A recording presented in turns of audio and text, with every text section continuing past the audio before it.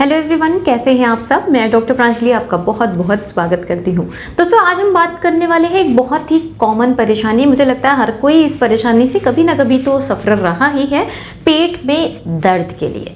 पेट में दर्द एक ऐसी चीज़ है जो बहुत सारे कारणों के वजह से हो सकती है, लेकिन हमें उसको लेकर इसलिए ज़्यादा सचेत होने की ज़रूरत है क्योंकि कभी कभी ये पेट में दर्द हमारे लिए बहुत ज़्यादा इमरजेंसी सिचुएशन का भी रीज़न बन सकता है। तो आज मैं बताऊंगी कि अगर आपके पेट में दर्द है तो आप समझें कि किन कारणों की वजह से आपको पेट में दर्द हो रहा है।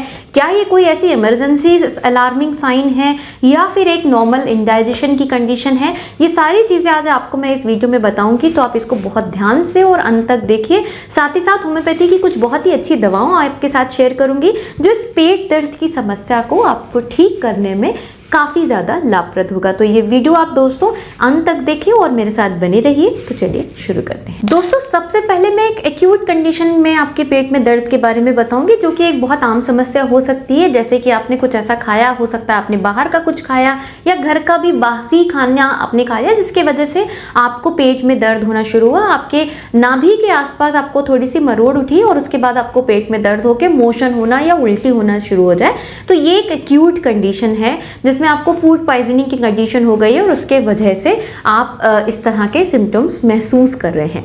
लेकिन अगर आपको पेट में दर्द आए दिन धीरे धीरे होता रहता है और कभी कुछ ऐसी स्थिति भी यहाँ होती है जिसमें बहुत इंटेंस पेन भी आता है, जो अभी मैं आपको डिजीज़ के बारे में बताऊंगी, तो आपको बहुत ज़्यादा उसको लेके अटेंशन देने की ज़रूरत है क्योंकि कुछ ऐसी बीमारियां हैं जो आपके लिए बहुत अलार्मिंग भी हो सकती हैं और अगर आप उसको बहुत लंबे समय तक ध्यान नहीं दे रहे हैं तो वो आपके लिए भविष्य में बहुत ज़्यादा सिवियरिटी भी कॉज कर सकती है। तो सबसे पहले मिनिमल चीज़ों से हम शुरू करते हैं कि किस वजह से आपको ये चीज़ देखने को मिल रही है। उसके बाद हम थोड़े और एडवांस और सीवियर डिजीज़ के ऊपर बात करेंगे। सबसे पहले इंडाइजेशन, गैस बनना, ब्लोटिंग होना, ये आपको हो सकता है कि कुछ पर्टिकुलर फूड की वजह से आपको इंडाइजेशन हो गया, इसकी वजह से आपको पेट में दर्द हो रहा है। दैट्स अ वेरी कॉमन और यूजुअल चीज़ जिससे आपको हो सकती है, वो बच्चों में, बड़ों में, किसी में भी हो सकती है। नेक्स्ट पॉसिबिलिटी होती है गैस्ट्राइटिस की। हम ऊपर से शुरू कर रहे हैं, एंड तक जाएंगे। गैस्ट्राइटिस की कंडीशन जिसमें आपकी स्टमक जो है, आपका आमाशय जो है, उस पर सूजन आ गई हो और उसमें सूजन आने की वजह से आपको अपर एब्डोमिनल एरिया जो है, जैसे आपका जो फेफड़ा है, फेफड़े से जस्ट नीचे लेफ्ट साइड में आपको एक हल्का सा एक पेन आपको बना रहता हो, एक डिस्कम्फर्ट सा बना रहता हो, भारीपन बना रहता हो। अगर ये चीज़ लगातार आपको बनी रह रही है तो हो सकता है आपको गैस्ट्राइटिस की कंडीशन डेवलप हुई हो। वो बहुत सारे रीज़न से हो सकती है। बहुत लंबे हाइपर एसिडिटी की वजह से हो सकती है, एंटीबायोटिक के ओवर एक्सपोजर की वजह से हो सकती है, बहुत लंबे समय तक किसी इन्फेक्शन जैसे एच पायलेरी इन्फेक्शन है उसके वजह से हो सकते हैं। तो बहुत सारे रीज़न उसके पीछे हो जाते हैं। बहुत बार बैक्टीरिया के साथ साथ वायरल इन्फेक्शन भी होता है जिसकी वजह से आपको स्टमक पे सूजन आ गई, जिसकी वजह से आपको ये पेन हो रहा है। नेक्स्ट पॉसिबिलिटी है कि आप कुछ फूड इंटॉलरेंस है आपके अंदर। आप कुछ ऐसा फूड है, चाहे वो मिल्क प्रोडक्ट हो या फिर ग्लूटेन वाला इशू हो या कुछ ऐसा फूड जो आपकी बॉडी के लिए सुटेबल नहीं है या जिसको लेकर आप बहुत ज़्यादा सेंसिटिव हैं, उसके वजह से भी अगर आपने वो खाया तो इमीडिएटली आपको आपके पेट में डिस्कम्फर्ट फील हो सकता है।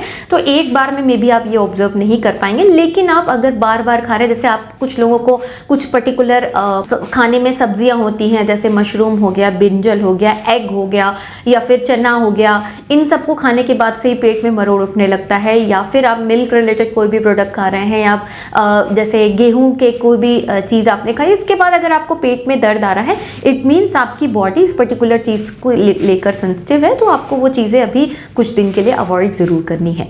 नेक्स्ट है एसिड रिफ्लेक्स के केस में भी, या गर्ट की कंडीशन होती है, उसमें भी आपको पेट में दर्द और डिस्कम्फर्ट अपर एरिया में, इवन बहुत लोगों को चेस्ट पेन जैसी परेशानी भी होने लगती है क्योंकि जो ये आपकी श्वास फूड नली है, इसमें आपको because of the continue acid reflex आपकी इस इसोफेगियल ट्रैक्ट में भी अंदर से सूजन आने लगती है, जिसे इसोफेजाइटिस बोलते हैं।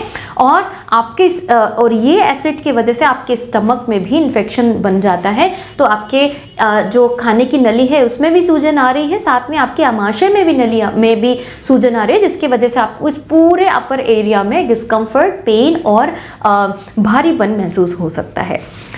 नेक्स्ट पॉसिबिलिटी है अल्सर के बनने की। कंटिन्यूएशन में एसिड बनने के वजह से या फिर बहुत बार सीवियर इन्फेक्शन हो जाने की वजह से आपके स्टमक में अल्सर्स हो जाते हैं, यानी कि छाले पड़ जाते हैं और फिर वो धीरे धीरे आपके ड्यूडेनल एरियाज पे बनने लग जाते हैं। बहुत लोगों को आंतों में भी अल्सर बनते हैं, जिसको अल्सरेटिव कोलाइटिस बोलते हैं। ये एक तरह की ऑटो इम्यून डिजीज बन जाती है। तो अगर ऐसा आपको रह रहा है, नाभि के आसपास पेन ज़्यादा हो रहा है और या फिर आपको अपर एरिया में स्टमक है और स्टमक के थोड़ा नीचे अगर पेन रह रहा है, खाना खाने से आपको पेन में बढ़ रहा है, पेन जो है आपको खाना खाने के बाद थोड़ा सा बढ़ा, बहुत लोगों को खाने से पहले बढ़ता है तो उनमें गैस्ट्राइटिस इशू ज़्यादा है या साथ में स्टमक अल्सर्स की पॉसिबिलिटी ज़्यादा होती है और कुछ लोगों में खाने के बाद तकलीफ ज़्यादा बढ़ती है। तो ये चीज़ें हमें एविडेंशियली तभी समझ में आती है जब हम टेस्ट करते हैं, एंडोस्कोपी करते हैं। लेकिन अगर ये लक्षण आपको लगातार बन रहे हैं तो प्लीज़ इसको लेके कॉन्शियस होइए। जितने भी इन्फेक्शन वाली कंडीशन है, जैसे एच पायलरी इन्फेक्शन है, अल्सर की कंडीशन है, इन सभी स्थिति में आपको आगे काफ़ी सिवियरिटी देखनी पड़ सकती है। तो इसको आप बिल्कुल भी नज़रअंदाज नहीं करें। इस तरह के लक्षण अगर आपको आए दिन आते हैं, लेफ्ट साइड से लेकर डाउनवर्ड और नाभि के आसपास आपको बहुत ज़्यादा पेन बना रहता है, तो आपको इसको इमीडिएट चेक कराना है। इवन कोलाइटिस की कंडीशन जिसमें आंतों में सूजन आ जाती है, उस टाइम पे भी आपको पेट में हल्का नाभि के आसपास मरोड़ और दर्द होगा और ये मरोड़ और दर्द आपको मोशन से पहले ज़्यादा देखने को मिल सकता है। तो हो सकता है आपके आंतों के साइड में सूजन ज़्यादा हो या सूजन हो गई हो, जिसके वजह से ये लक्षण आपको देखने को मिल रहे हो। नेक्स्ट पॉसिबिलिटी है गॉल स्टोन की। गॉल स्टोन की कंडीशन ये होती है कि आपको राइट साइड में और ऊपर से थोड़ा अंदर की तरफ आपको एक बहुत इंटेंस सा पेन, एकदम शार्प शूटिंग पेन महसूस हो सकता है और बहुत बार डल भी होता है, लेकिन वो होता है और थोड़ा कम हो जाएगा। उसके साथ साथ अपने चेस्ट से पीछे आपको राइट साइड के पीछे शोल्डर ब्लेड पे भी, जो आपके कंधे के पीछे शोल्डर ब्लेड्स हैं, वहाँ पे भी आपको दर्द महसूस होगा। अगर इस तरह का पेन आ रहा है तो आपको इमीडिएट कांटेक्ट करना है डॉक्टर से, क्योंकि ये गॉल ब्लैडर स्टोन का पेन है। आपको गॉल ब्लैडर में या तो सूजन आई है या स्टोन फंसी है, कुछ तो ऐसा इशू है जिसके वजह से आपके गॉल ब्लैडर पे अटैक हुआ है।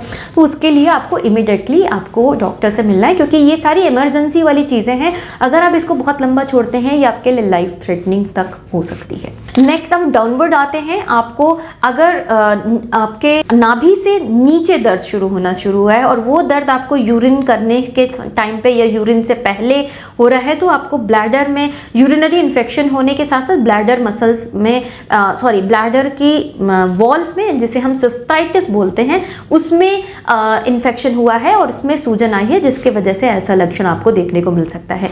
साथ ही किडनी स्टोन के लिए भी आपको पेन उठ सकता है और वो पेन आपका जो ये दोनों साइड का एंगल है, जिसमें आपका कमर का हिस्सा है, ये जो दोनों साइड वाला एरिया है, वहाँ पे या तो दोनों एरिया में अगर स्टोन है तो दोनों साइड में आपको पेन आ सकता है, वरना एक साइड जिधर भी आपको स्टोन बन रही है वहाँ आपको पेन आएगा। और वो पेन आपको रेडिएटिंग पेन आ सकता है कि साइड से लेकर बिल्कुल आगे की तरफ आपको पेन बना रह रहा है। और वो पेन आप जब यूरिन पास कर रहे हैं, यूरिन के दौरान या बिफोर या आफ्टर, किसी भी कंडीशन में हो सकता है। बहुत बार नाभि के पास भी पेशेंट्स में दर्द होता है और कमर में दर्द पीछे होता है।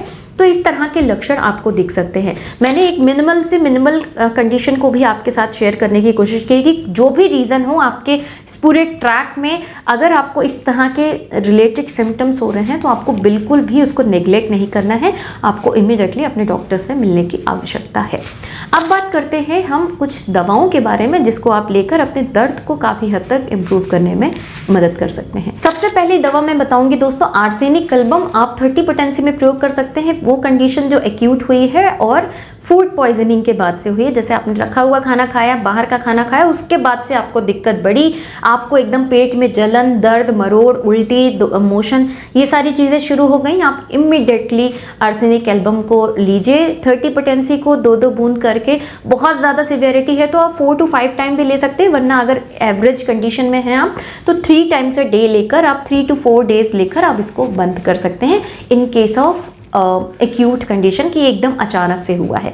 सेकंड जो मेडिसिन है वो है नक्स भूमिका, बहुत अच्छी काम करती है उन लोगों जिनको आए दिन इंडाइजेशन का इशू हो जाता है, या थोड़ा सा भी आपने गरिष्ठ भोजन किया या थोड़ा हेवी फूड खाया तो आपको जो है डाइजेशन में इशू आने लगे, पेट बहुत फूलना, उसमें मरोड़ सी आना, मोशन डिफिकल्टी होना, इस तरह के लक्षण आने लगे। जिनका अल्कोहल कंजम्पशन ज़्यादा रहता है या जो बहुत ज़्यादा नॉन वेजिटेरियन है, बैठने का काम जिनका ज़्यादा है, उन लोग को नक्स भूमिका बहुत अच्छी काम करती है, तो वो लोग इसका सेवन कर सकते हैं, काफ़ी ज़्यादा आपके लिए वो हेल्पफुल होगी। नेक्स्ट मेडिसिन है bio combination number 3। Colitis patient के लिए बहुत अच्छी काम करती है। अगर आप IBS पेशेंट हैं, आप जो साथ में कोलाइटिस पेशेंट हैं, माइल्ड आपको नाभि के आसपास हल्का सूजन है, डिस्कम्फर्ट है, मोशन पास करने में आपको के समय मरोड़ पेट में उठता है, मोशन से पहले मरोड़ उठता है, बाय कॉम्बिनेशन BC03 नंबर आप यूज़ करें। 4 टैबलेट दिन में 3 बार लें। ये पेट दर्द को तो आपके सही करेगी, इन्फ्लेमेशन को भी कम करने में बहुत ज़्यादा लाभप्रद होगी। नेक्स्ट मेडिसिन है दोस्तों कार्बोवेज। आप उसको 30 पोटेंसी में प्रयोग कर सकते हैं। उन लोगों के लिए बहुत ज़्यादा सूटेबल है जिनको अपर साइड में जैसे गैस्ट्राइटिस की कंडीशन हो गई, स्टमक अल्सर हो गया, एसिड रिफ्लक्स हो गया, ब्लोटिंग की कंडीशन हो गई, इन सारी बीमारियों से सफरर हैं और पेट के ऊपरी हिस्से में जैसे अपर एब्डोमिनल एरिया में डिस्कम्फर्ट फील करते हैं, बर्पिंग बहुत ज़्यादा आती है, एक पिंचिंग पेन लगता है, भारीपन लगता है, तो आप जो है कार्बोवेज का प्रयोग कर सकते हैं। आपको बर्प्स के साथ, जब बर्प्स आ रही है यानी कि जब आपको डकार आ रही है तो थोड़ा सा रिलैक्स फील हो रहा है, गैस पास ऑन हो रही है तो थोड़ा रिलैक्स हो रहा है, तो आप कार्बोवेज प्रयोग करें। 30 CH में प्रयोग करें। 2-2 बूंद करके दिन में 3 बार लें, आपको काफ़ी ज़्यादा हेल्प करेगी अपर गैस्ट्रिक इश्यूज़ को रिकवर करने में। लास्ट मेडिसिन है कोलोसिंथेसिस। 30 पोटेंसी में आपको यूज़ करना है। वो पेट दर्द की किसी भी सिचुएशन में आपको हेल्पफुल रहेगी। अगर आपको पेट में दर्द हो रहा है, वो किसी भी रीजन से हो सकता है, गैस्ट्राइटिस की कंडीशन हो, अल्सरेटिव कोलाइटिस की कंडीशन हो, कोलाइटिस हो, आपको पूरे एब्डोमेन एरिया में बहुत एक डिस्कम्फर्ट है, पेट को ऐसे दबाते हैं तो आपको थोड़ा सा बेहतर महसूस हो रहा हो, तो आप कोलोसिंथेसिस को 30 CH पोटेंसी में ले सकते हैं। 2-2 बूंद करके दिन में 3 बार। लेकिन ये जो भी दवाई मैं बता रही हूँ, अगर आप कोई भी इमरजेंसी बीमारियों से सफ़र हैं, जैसे अल्सर की कंडीशन है या फिर कोलाइटिस की कंडीशन है, गॉल स्टोन अटैक आया है, तो पहले प्लीज़ आप डॉक्टर से जाके इमिडिएटली मिलें, क्योंकि ये एक इमरजेंसी कंडीशंस है। अगर आप उसको बहुत डिले करते हैं तो ये आपके लिए काफ़ी ज़्यादा खतरनाक हो सकती है, तो इस चीज़ का आपको ज़रूर ख्याल रखना है। बाकी टेम्प्रेरी ऐसी सिचुएशन में है कि आप कहीं उस इमीडिएट कंडीशन में नहीं निकल पा रहे हैं, रात बहुत है या कुछ आपके पास कोई सपोर्टिव पर्सन नहीं है कि आपको लेके जा सके या कुछ, इस कंडीशन में आप डेफिनेटली दवाओं को ले, थोड़ा आपको ये बेहतर कर देंगे। उसके बाद आप जाके मिलें। जो कॉज है, अगर आप उस कॉज पे काम नहीं करेंगे तो आप इसको ठीक भी नहीं कर पाएंगे। तो जो भी बीमारियां मैंने बताई हैं उनसे रिलेटेड आपको इंडिविजुअली दवाएं लेनी पड़ेंगी, तभी आप उन चीज़ों से फुल्ली अपने आप को रिकवर करके इन परेशानियों को हमेशा के लिए अपने शरीर से बाहर कर सकते हैं। बट माइल्ड इंडाइजेशन इशू है, ब्लोटिंग है, जो फूड पॉइजनिंग की कंडीशन है, वो डेफिनेटली जो मैंने दवाएं बताई हैं उनको प्रयोग करें, वो आपके लिए बहुत हेल्पफुल रहेंगे। और इवन रात में या मिडनाइट कोई ऐसा इशू है, इमीडिएटली दवाएं आपको बहुत हेल्प करेंगी उन चीज़ों से कोप अप करने में। तो आशा करती हूँ ये वीडियो आपको अच्छा लगा होगा। वीडियो पसंद आया तो प्लीज़ इसे लाइक ज़रूर करें, शेयर करें ज़्यादा से ज़्यादा लोगों तक, ताकि वो भी अपनी परेशानियों को ठीक करें विदाउट एनी साइड इफेक्ट। मिलती हुई इसी तरह के इन्फॉर्मेटिव वीडियोज़ के साथ, तब तक के लिए thank you so much. Stay safe and healthy.